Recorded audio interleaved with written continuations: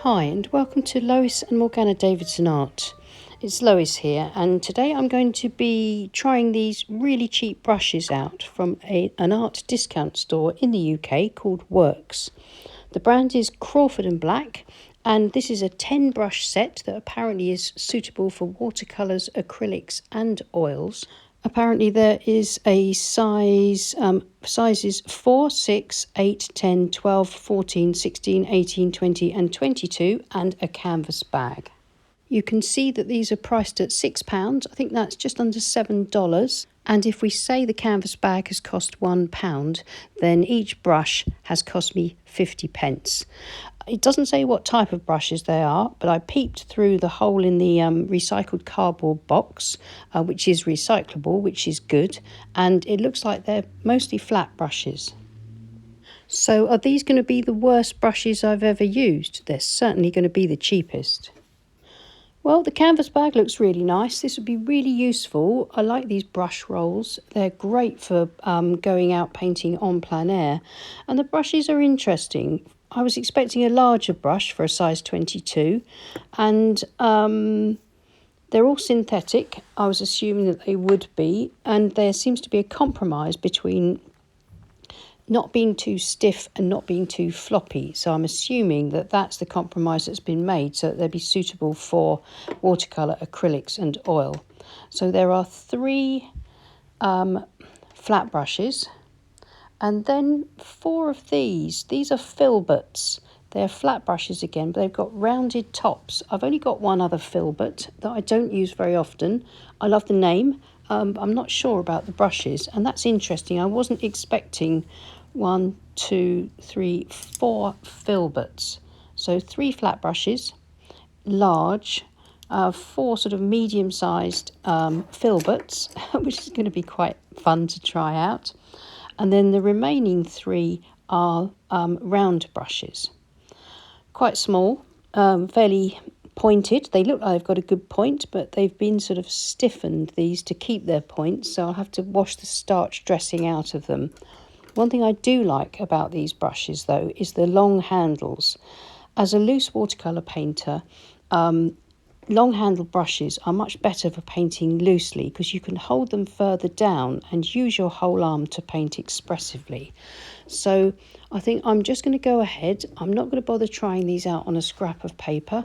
I'm going to go straight ahead and have a go at a painting and use them, put them through their paces and see what I can come up with. I think that's probably the best way to test these cheap brushes.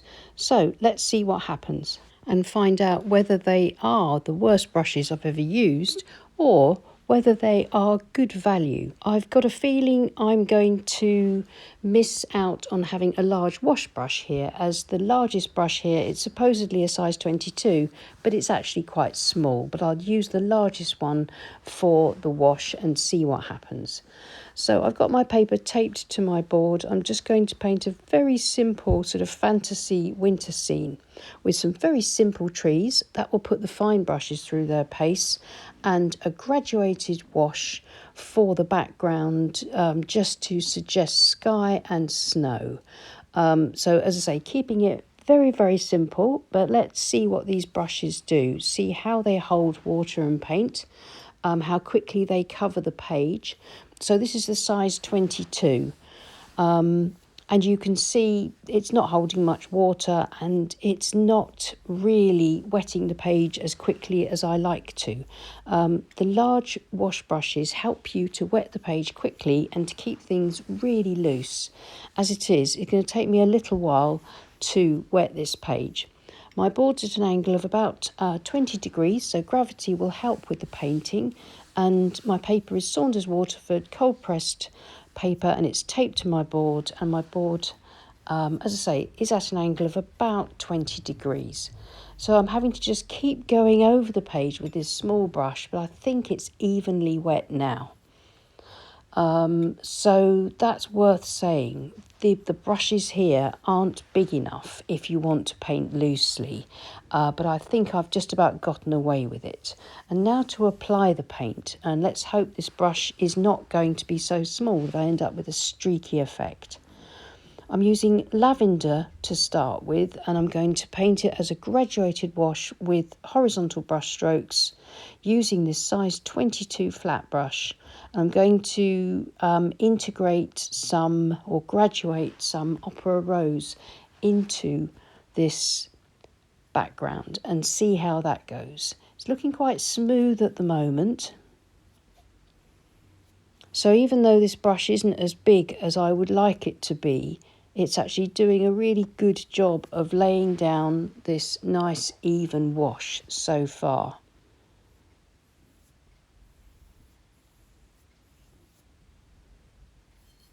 So as flat brushes go, most of the flat brushes that I use are synthetic. They're larger than this, but this is coping quite well.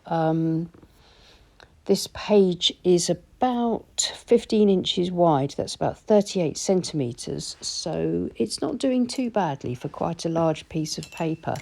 And the wash is looking quite nice. As I say, it's not looking streaky, so I managed to get the page evenly wetted at the beginning as well.